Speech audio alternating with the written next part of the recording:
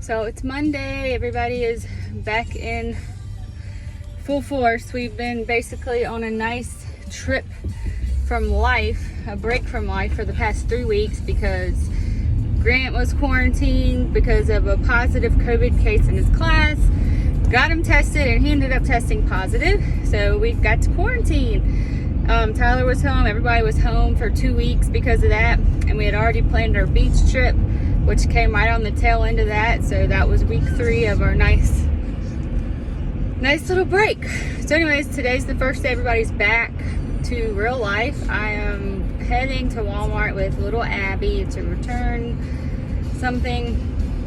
The big kids are off to school. It was a sad day for me that everybody had to go their own separate ways. But anyway, so this week with my dad, he has the appointment on Thursday to check his throat. He's meeting with a throat cancer specialist up at UVA Thursday.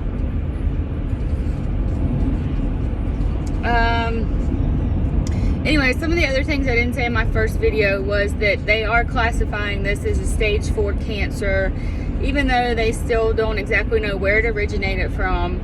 If they find like polyps or anything unusual in his throat, they'll change it to throat cancer, stage 4 throat cancer with metastasis, which right now they're pretty much calling it lung cancer stage 4 with metastasis because of all the spots it's in.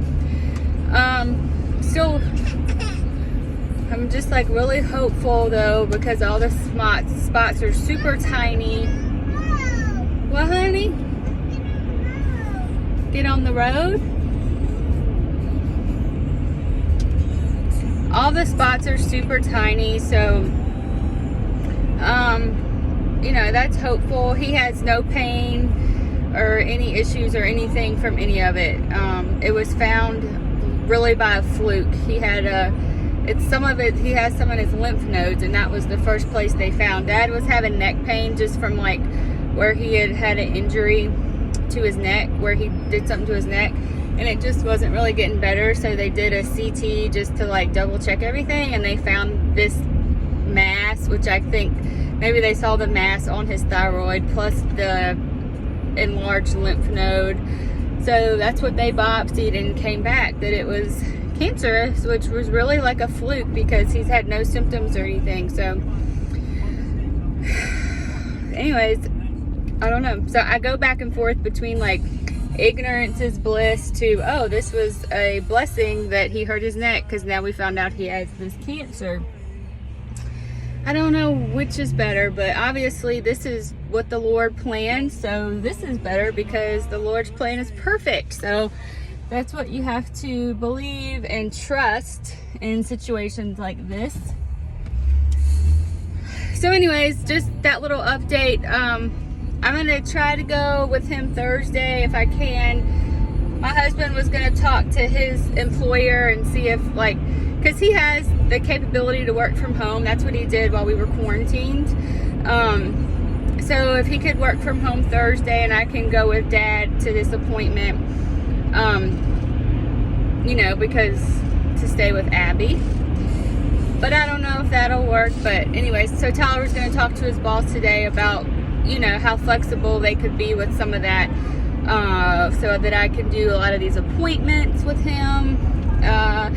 And of course, when chemo starts, that might not be as big of a deal because maybe I can take him, or he may not need anybody to take him. He may feel fine enough to take himself and bring himself home. Like, we don't know any of that yet, and we're just going to remain hopeful and positive. I wanted to share some background on my dad too, because he's kind of a unique situation because on February 20th of 2016, my dad received the ultimate gift of life, which was a double lung transplant. He had end-stage COPD. He was only 64 years old when he got this double lung transplant. And he was feeling really bad for several years prior to that.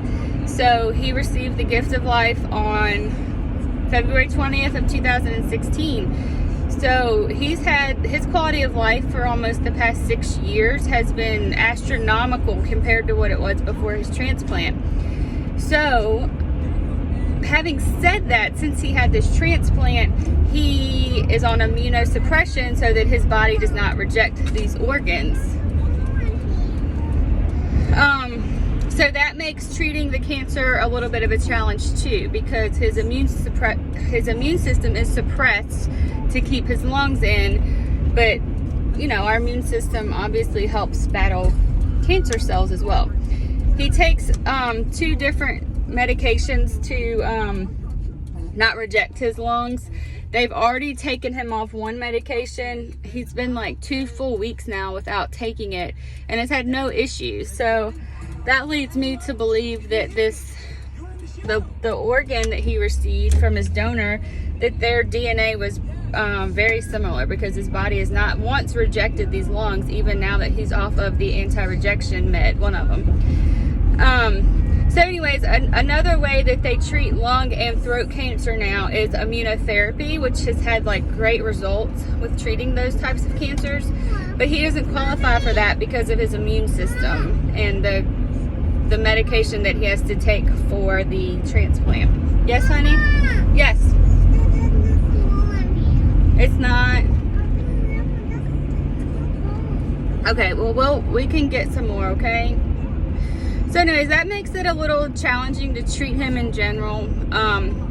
So it's just kind of a unique situation. When Dad had his lung transplant, he literally had every complication that you can imagine post-operatively.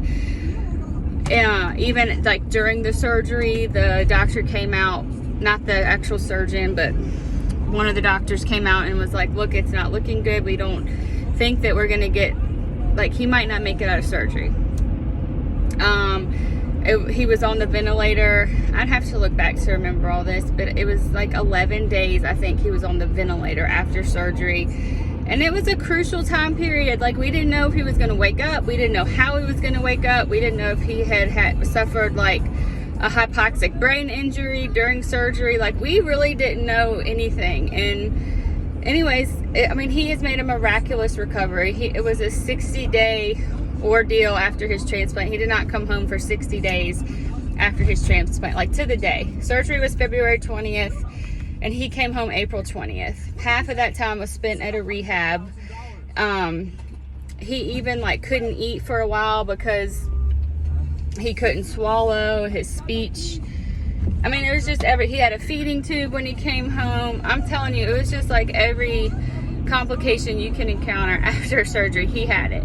So that's always our joke, is that he got, you know, all of his complications out the gate instead of like, you know, down the road. There's always going to be complications when you have an organ transplant, because it's just, it is what it is. Something's in your body that's technically not supposed to be there, and your body wants to fight that. But he's had none. So anyways, I just want to give y'all that background on him, because it's really an amazing story. I would love to share pictures and everything about it.